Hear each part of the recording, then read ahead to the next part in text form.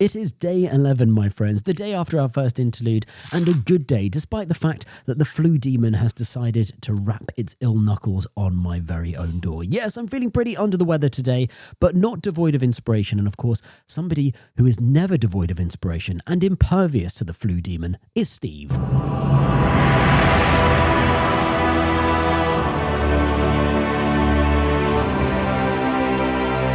This is a slightly snotty day 11, my friends, and welcome to Field Notes by Kai. So we are hurtling towards Christmas, my friends, but there's nothing particularly Christmassy about today's interesting creation. Now, I knew exactly what I wanted to call today's song, and it's called Switch Up because we're doing something very specific. Now, of course, we've already done some sampling. I sampled my voice and my vocals on day 3, and we're doing some more sampling today, but using my Nintendo Switch 2, because I really wanted to sample some sounds. I didn't really know what I wanted to sample, but I wanted to show you just how fun and creative you can get with the OP-1 field. Now, of course, like I say, you can sample anything from vocals to noises to sounds to instruments to anything that you can either put near the microphone of the OP-1 field or plug directly into it. And that includes something like my Nintendo Switch 2. So I just have to plug a 3.5mm cable from my OP-1 directly into the headphone port of the Switch 2. And now I can sample any audio that plays out of the Switch. This is not audio from the Switch 2.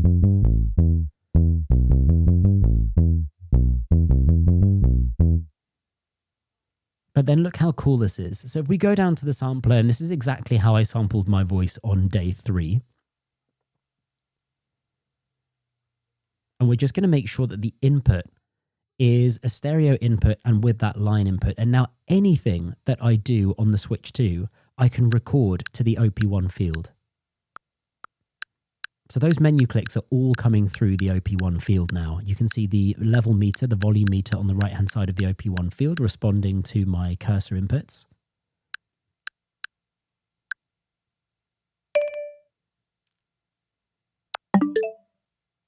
Now, I'm not quite sure exactly what sound effects I want to use, although I did quite like that menu exit sound.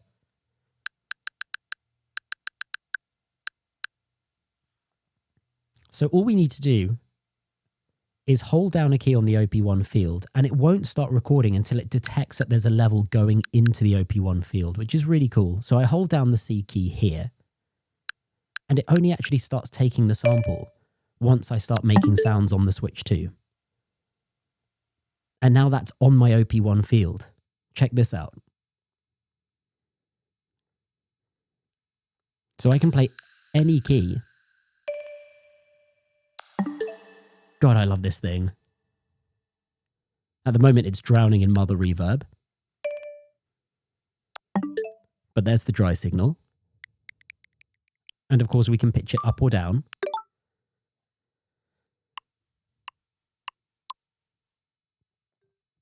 Now we go into the actual sample itself.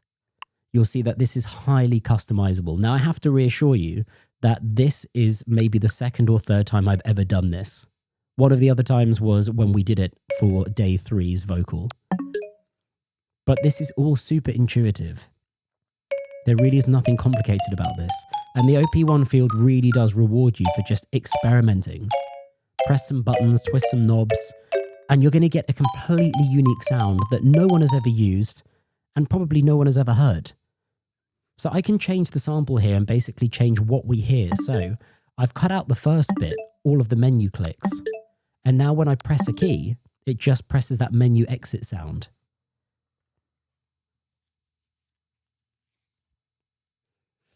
I'm just adjusting it slightly here. You hear that slight click at the end of the sample where I've now managed to eliminate it.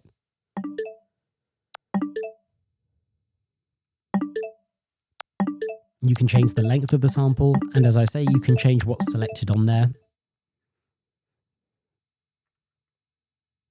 Like I say, experimenting with teenage engineering products is just so fun, and this is exactly why I have bought this thing.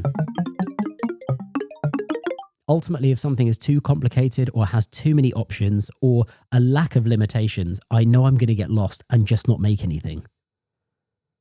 but how intuitive this is to use is awesome. So I've named the sample NS2, and now that's just stored in the OP-1 field. I can access that whenever I want. Okay, let's look for something else. I'm going to access the Nintendo Classics library here and visit one of my favorite games from my childhood, which is GoldenEye.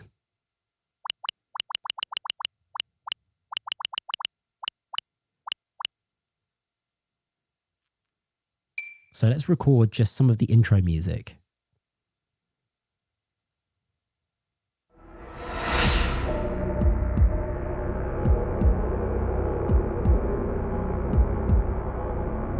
Awesome. So now I've got that sample complete with classic retro orchestra hit style sound. Again, I've saved that to the OP-1 field.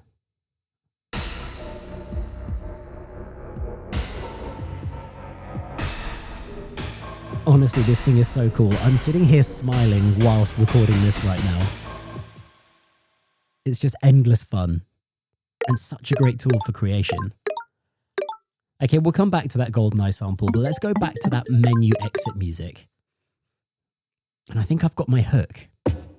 So next we're going to go to the drums. We're going to go to the finger sequencer because this is almost like auto drums.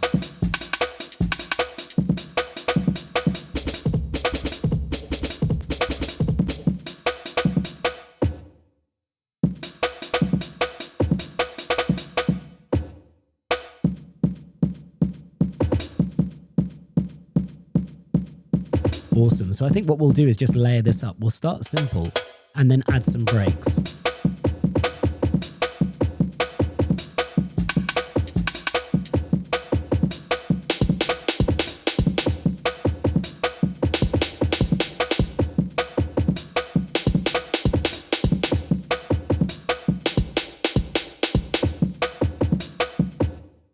Okay, I like what we've got here, but I'm going to use the nitro effect to just roll off some of the high here. The nitro effect is essentially a filter, so you can get rid of any low end or high end from your frequencies.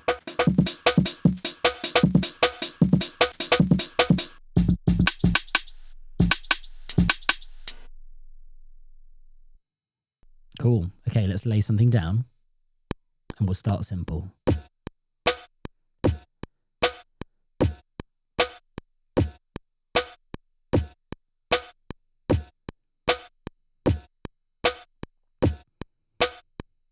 That'll do. And let's just trim that bit off the end there. Okay, now I'm going to layer a more complicated pattern over that simple one. Remember that the finger sequencer is perfectly quantized and in time, so much less risky to use this.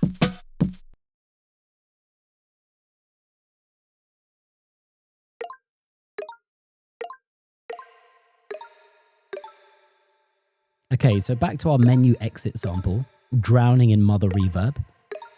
Be quite a nice entry after that intro. Let's lay that down.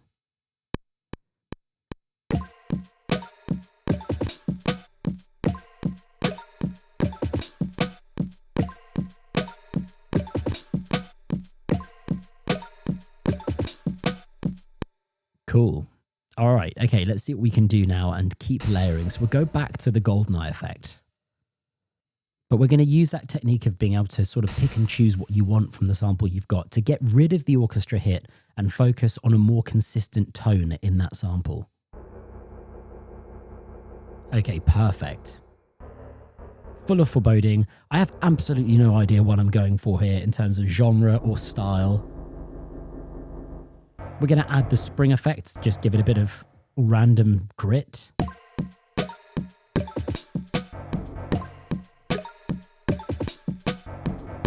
And some offbeat octaves.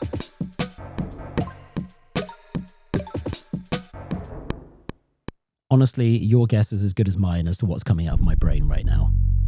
Okay, next up then we're just going to find a conventional bass. So maybe our first conventional sound of this composition. And the idea is to use that nitro effect again to take off the low end and slowly fade it back in. to build tension and anticipation from an intro section into the drop.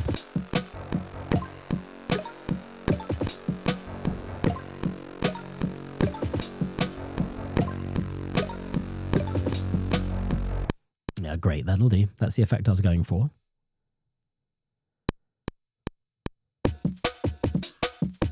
Okay, next, I want to try and get these breaks.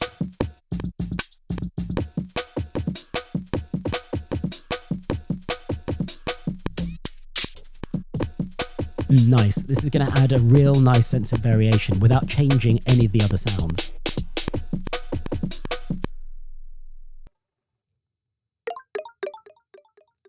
Okay, next we're going to go back to that menu exit sample, and I've added the phone effect. And I'm trying to stop myself laughing here because it's one of the most ridiculous effects on the OP-1 field, but I love it because it creates such random noises. Remember what I said to you before about creating something random and unique?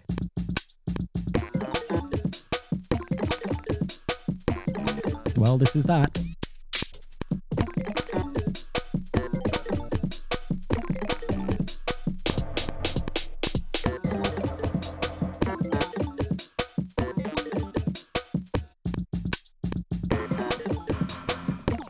Now, once again, back to the GoldenEye sound. And maybe this is a good opportunity to bring back that retro orchestral hit style effect. I've got to search for it first. And then just isolate it. Perfect. For whatever this is supposed to be. So I'm going to go through and just add this orchestral hit to go with the hits of the drum in the breaks.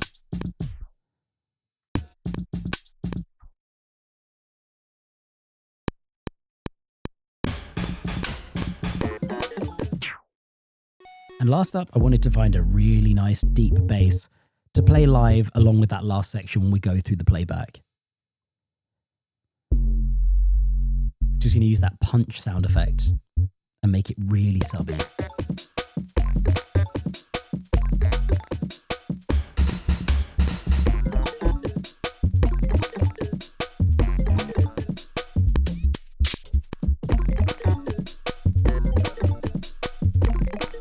Honestly, right now it sounds like a mixture of hilarious and really groovy. And the last thing we're going to do is go back and add a 4-bar loop to the section before the drop, and I'll just unmute tracks 2, 3, and 4 to build anticipation. So here it is. This is day 11. Switch up.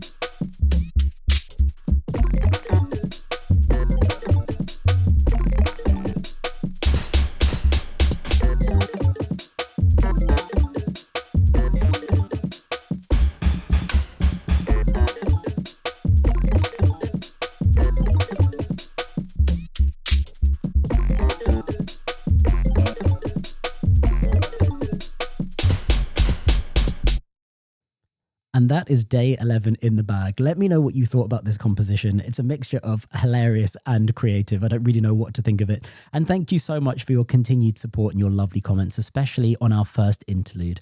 I'll see you tomorrow for day 12. Until then, take care of yourselves.